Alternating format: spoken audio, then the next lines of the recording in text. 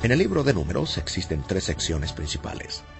Desde el capítulo 1 hasta el capítulo 10 se nos relata la historia del pueblo de Dios en el monte Sinaí. En los capítulos 10 al 14 se nos describe al pueblo en su viaje hasta Cades Barnea, y en los capítulos 15 hasta el 36 existe una descripción dramática del peregrinaje del pueblo de Israel en el desierto. En este peregrinaje existen historias que nos dejan importantes enseñanzas. Actualmente en Visión para Vivir estamos estudiando la serie La obra maestra de Dios, concierto en 66 movimientos. El título del mensaje de hoy es Números, un peregrinaje trágico. En el capítulo 10, versículo 11, la palabra del Señor dice que en el año segundo, en el mes segundo, a los 20 días del mes, la nube se alzó del tabernáculo del testimonio. Allí estaban por mucho tiempo, esperando que Dios le diga: ahora muévanse. Llegó el momento de hacerlo. Y se esperaba que aquel pueblo anduviera por fe, pero ¿cuál fue la respuesta de ellos? El capítulo 11, versículo 1 dice: aconteció que el pueblo se quejó. Empezaron a quejarse, a rezongar. ¿Le ha ocurrido a usted eso alguna vez? Por supuesto. Usted le dice: Señor, sencillamente guíame en tu voluntad. Quiero saber tu voluntad. Y Dios le contesta: bien, marcha en esa dirección. Usted le dice: pero un momento, Señor, yo no pensaba que sería en esa dirección.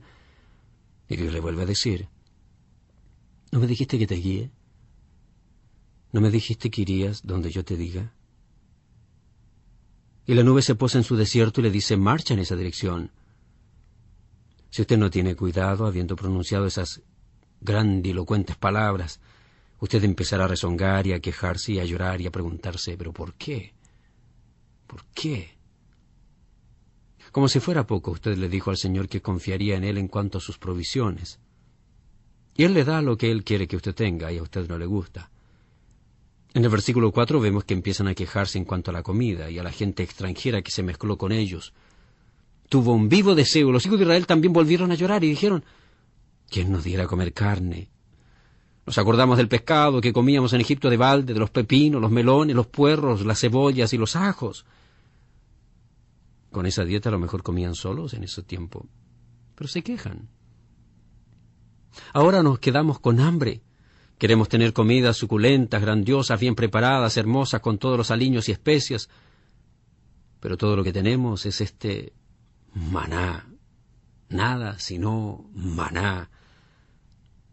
Se requiere de un apetito celestial para disfrutar del pan celestial. Si usted no tiene un apetito celestial, nada de lo que Dios le sirva le parecerá apetitoso. Se lo digo, nada. Thomas Jefferson fue el primero quien dijo: cuando el corazón está en su puesto, los pies son ligeros.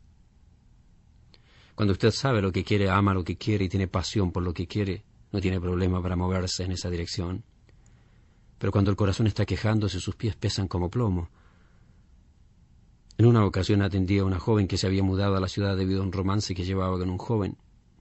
Ella era una enfermera graduada, no tuvo dificultad en encontrar empleo. El romance empezó a florecer. Sin embargo, en pocos meses ella notó que el romance empezaba a desvanecerse. Con el tiempo todo se acabó, el mundo se vino abajo, todo se derrumbó. No piense que se trata de algo trivial. Para ella se trataba de una situación desesperada. Su mundo entero giraba alrededor de aquel joven. Parecería que no había ninguna razón por la cual no deberían casarse. Fue sencillamente que él perdió interés en ella. Nunca olvidaré el día que esta joven vino a verme. Sentada frente a mi escritorio, vertió su corazón y sus lágrimas. Lloraba como un bebé. Ella dijo: no puedo creerlo. Todo marchaba a las mil maravillas. Yo estaba tan segura. De súbito, en medio de todas las cosas se derrumbaron. Luego continuó: voy a regresar a mi ciudad natal la próxima semana como una joven solitaria.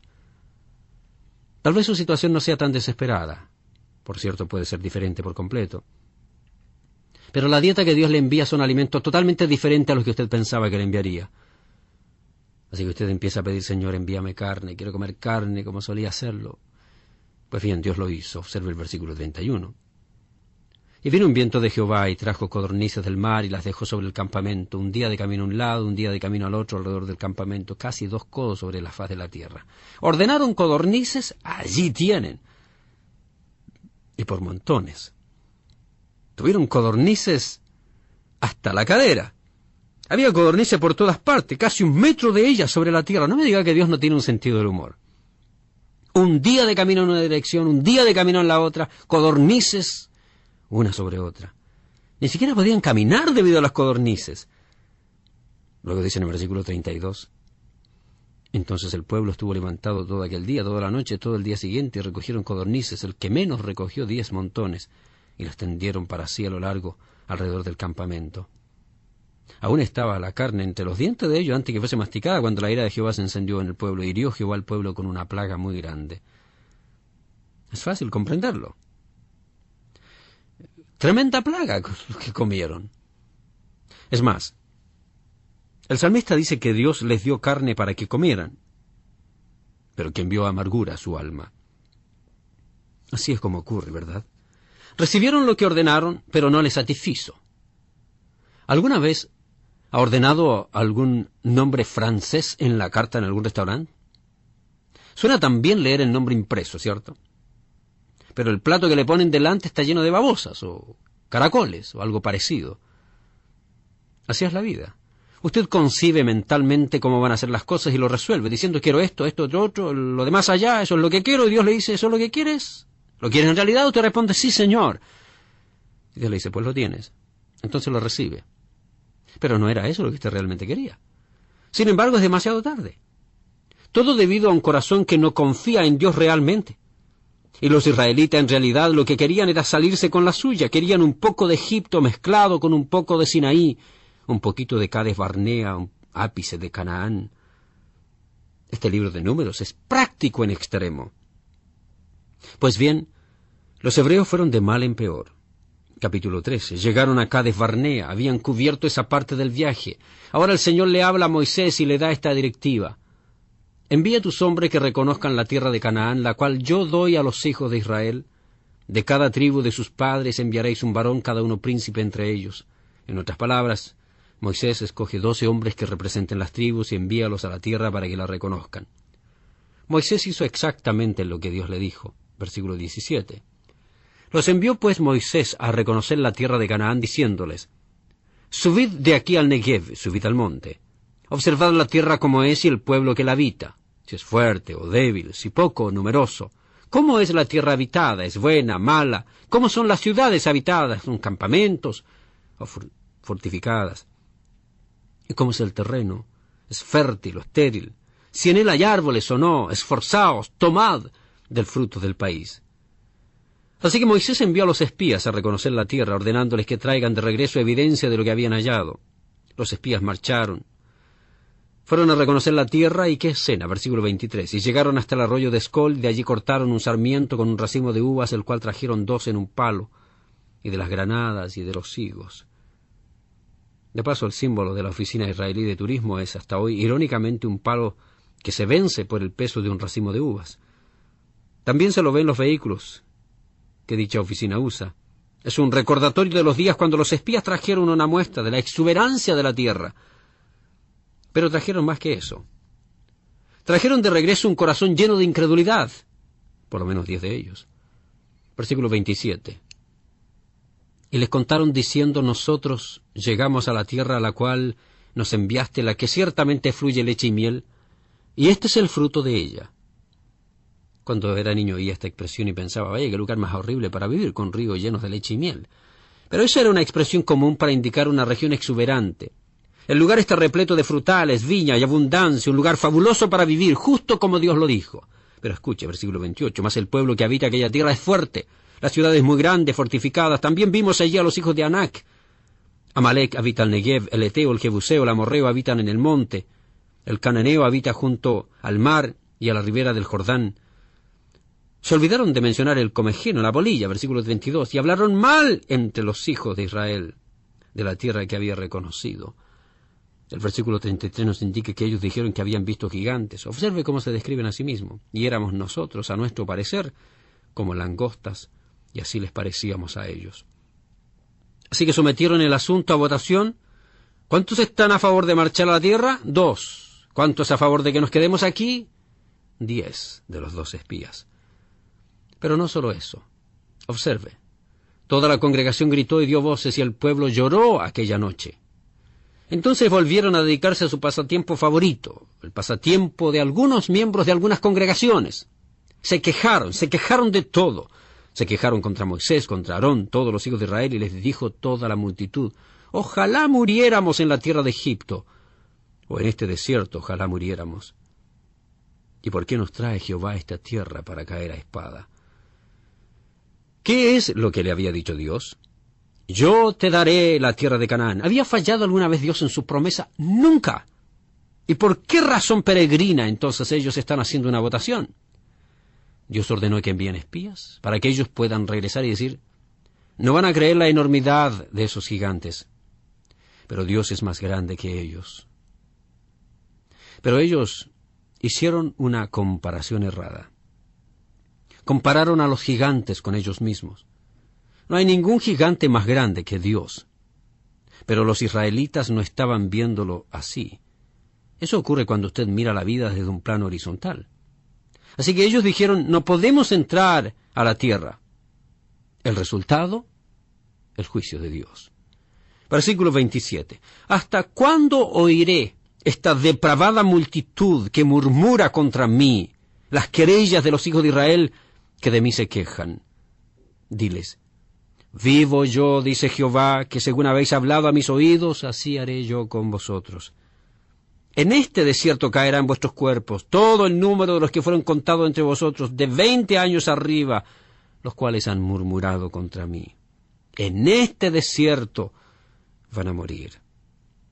Esa es la razón por la cual ninguna persona mayor de 57 años entró en la tierra prometida. La persona de más edad, según lo que acabamos de leer, tenía 19 años.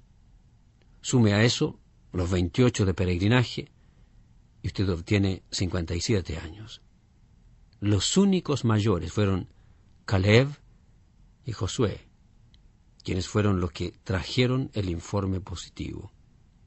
Moisés no entró debido a que, según el capítulo 20, golpeó la roca en lugar de hablarle como Dios le había dicho. La golpeó con cólera, y Dios dijo: Moisés, tú eres mi modelo, has alterado mi plan, tú tampoco entrarás. Vamos, tenemos que tomar a Dios en serio.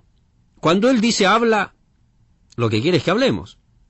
No dice grita, no dice golpea. Cuando Dios dice espera, no quiere decir hace trampas. Quiere decir espera. Cuando Él dice quiero que avances, que marches en esta dirección, es mejor que avance. Porque no se trata de una selección múltiple con Dios. Se trata de seguir la dirección que Dios nos ha indicado. Frecuentemente ni siquiera les dice por qué tienen que hacerlo. Bueno, ahora estamos listos para la aplicación. Hablando prácticamente, en la primera sección del libro de Números, el pueblo está esperando, soñando. En la segunda sección vemos la incredulidad, el pueblo se queja, rezonga. En la tercera sección finalmente vemos al pueblo confiando. Pero ya es algo tarde. Esperan, se quejan y finalmente confían. La gran verdad es que nosotros no somos tan distintos a eso. La gran verdad es que nosotros tenemos también el mismo problema, sino que a veces nos encanta acusar a los israelitas. Pero hay 3 lecciones principales que viven en el libro de Números hasta nuestros días. Número 1. Las quejas son usualmente contagiosas. Si usted es un quejoso, contagiará su enfermedad a otros. No lo haga. Escuché un canto infantil titulado Quejumbrosos. La letra dice: en un país, ciudad o pueblo, se puede hallar algunas personas que pasan la vida quejándose de todo. Se quejan siempre, sin querer oír razones, porque son quejosos crónicos y rezongan noche y día. Se quejan en la ciudad, se quejan en el campo, se quejan de los vecinos y piensan que no hacen nada malo. Se quejan de sus esposos, igualmente de sus esposas. Se quejan de sus hijos, pero el quejoso nunca prospera. Se quejan cuando llueve, se quejan cuando hace sol, si las cosechas no rinden, se quejan y suspiran, se quejan de los precios bajos, se quejan cuando los precios suben, se quejan todo el año, se quejarán hasta la muerte, se quejan el lunes, el martes, el miércoles, también se quejan el jueves, se quejan el viernes, el sábado, el domingo, se quejan toda la semana. ¿No le describe eso a usted? Es posible. Apenas un par de minutos después de concluido este mensaje, si no presta atención, estará quejándose, porque hace frío, porque se terminó el mensaje, porque hablamos de este tema, porque no hablamos lo que usted quería. Una actitud de queja cambiará totalmente su motivación. Alguien me contó que han formado una nueva organización llamada Casados Anónimos. El nombre trata de imitar el de la institución conocida como Alcohólicos Anónimos.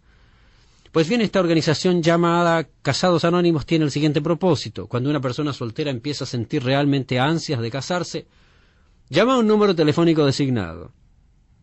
Esta organización de Casados Anónimos le envía a su casa a una vieja vestida con un pijama viejo y desteñido, con una salida de cama hecha pedazos, lleva el pelo enrulado, las medias enrolladas en los tobillos, tiene una espesa cara de crema en la cara.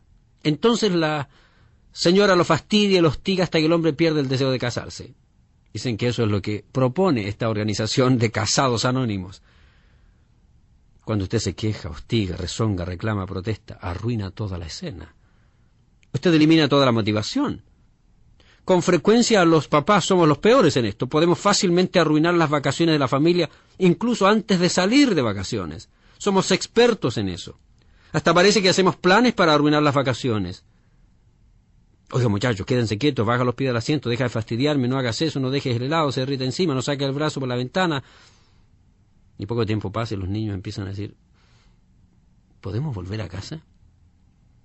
Si usted es jefe, es pastor, si es padre de familia, ¿es posible que sea tan negativo, tan imponente, tan opresivo, que sencillamente no puede lograr conservar la cercanía con su familia, los empleados, los amigos?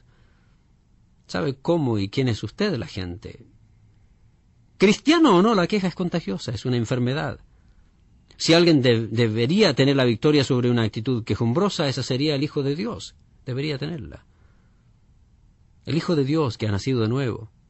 Una vez un comerciante me dijo, nunca más volveré a emplear a uno que diga ser cristiano. Me parte el corazón escuchar esas cosas, pero muchos tienen razón. Algunos pretenden ser cristianos, pero se quejan, rezongan, protestan, tienen mala actitud. Como usted puede ver en el capítulo 14, esto es un proceso. Al quejarse, lo primero que ocurre es que usted vuelve a mirar hacia atrás. Versículo 2. Se quejaron contra Moisés y dijeron, ojalá muriéramos en la tierra de Egipto. Los quejumbrosos siempre dicen, ay, si tan solo fuera como, así, aquí, allá, pero ni siquiera se percatan que en ese entonces igualmente se quejaban. Se trata nada más que una diferente etapa en el proceso de quejarse. Miran hacia atrás. La segunda cosa que hacen es preguntar por qué. Versículo 3. ¿Y por qué nos trae Jehová a esta tierra, en nuestra situación actual, en lo que estamos viviendo? ¿Por qué Dios nos trae a esta tierra? Ahora, nosotros nos preguntaríamos tal vez, ¿por qué razón acabé yo con este hombre como marido?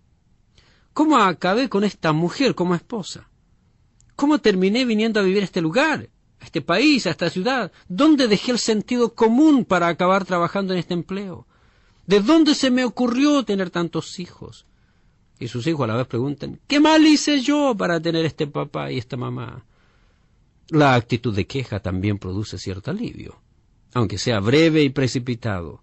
Dijeron, designemos un capitán y volvámonos a Egipto. No les importaba que Moisés era el líder nombrado por Dios. No les importaba que Moisés era a quien Dios había escogido. Ellos querían seleccionar su propio líder. En otras palabras, queremos salirnos con la nuestra. La queja es contagiosa. Segundo, la queja puede ser desastrosa. Versículo 29. En este desierto caerán vuestros cuerpos, dice Dios.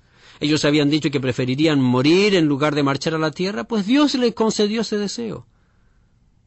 La siguiente es una ilustración severa. No puedo olvidar lo que sucedió en Guyana hace varias décadas. En la ceguera del fanatismo religioso, aquella gente cavó su propia tumba. Mi prójimo, otro ser humano como yo, murió allí, en el desastre de aquella escena espantosa. El líder del grupo tiró la Biblia al piso, escupió sobre ella y dijo, síganme a mí y no a ese libro. El grupo lo siguió en un día de infamia, pero no fue un caso aislado, lo hemos visto repetirse vez tras vez. Y algunos hacían hecho, yo interpreto la Biblia, ustedes se callan. Ustedes vayan a su casa y guarden la Biblia, yo la interpreto, ustedes hagan lo que yo digo. Dios dice, no hagan eso. Yo seré Dios, me seguirán a mí, o sufrirán las consecuencias por seguir a los individuos que dicen hablar de Dios. Pero hay algunos que dudan. Usted sabe que la duda es una etapa desastrosa y se decide a no andar en el plan de Dios. Tiene la determinación de salirse con la suya. Déjeme decirle, hay que tomar en serio a Dios. En tercer lugar, deambular y peregrinar es siempre aleccionador y nos hace humildes. Quejarse es contagioso, dudar es con frecuencia desastroso, deambular y peregrinar siempre es aleccionador. Observe Deuteronomio 8:2. Un corto viaje que debía llevarle 11, 12, 14 días se convirtió en una pesadilla de 38 años. Ahora Moisés, frente a la nueva generación, 38 años más tarde, les dice: no se olviden, recuerden. Deuteronomio 8:2, y te acordarás de todo el camino por donde te ha traído Jehová tu Dios estos 40 años en el desierto para afligirte, para probarte. En otras palabras, tienes que andar por fe, tienes que confiar en mí. Es como si Dios le dijera: si sabes que estás dentro de mi voluntad y tu parte es el sufrimiento, mantente firme. Usted, amable oyente, sabe que el aprendizaje es largo y arduo, pero también sabe que es Dios quien le tiene en esa escuela. Persista con firmeza, confía en Dios. Usted sabe que Dios tiene para usted el compañero apropiado. Tal vez no lo ha encontrado, tal vez sepa que Dios quiere que permanezca soltero o soltera, pero Dios le dice: confía en mí y haz lo que tienes que hacer, cumple. Raymond Edman, que por 25 años fue presidente de la Universidad Wheaton, en Chicago, el 22 de septiembre de 1967 pudo subir por primera vez al púlpito de la capilla de la universidad. Había caído víctima de una seria enfermedad cardíaca. Al dirigirse a los estudiantes, a quienes quería tanto por primera vez en su largo peregrinaje, empezó con las siguientes palabras: esta es la primera vez en más de 10 meses que he hecho el intento de hablar en público, pero quiero que consideren conmigo la invitación a visitar a un rey. A medio sermón, se desplomó y cayó muerto precisamente en el púlpito de ese lugar que tanto quería. Nos dejó su legado en un libro titulado Las disciplinas de la vida. Allí constan las siguientes palabras: me quitaron todos mis juguetes, no me dejaron ninguno, me pusieron aquí, trasquilado hasta el juguete más humilde, angustiado y azorado. Me pregunto por qué. ¡Ay! Los años han volado. A mi mano se aferran otros más débiles, más tristes, que andan solos. Y ahora comprendo. Tal vez usted ha vivido un peregrinaje trágico. Ahora venga Dios. Él quiere que usted comprenda a otro, ame a otro y ayude a otro.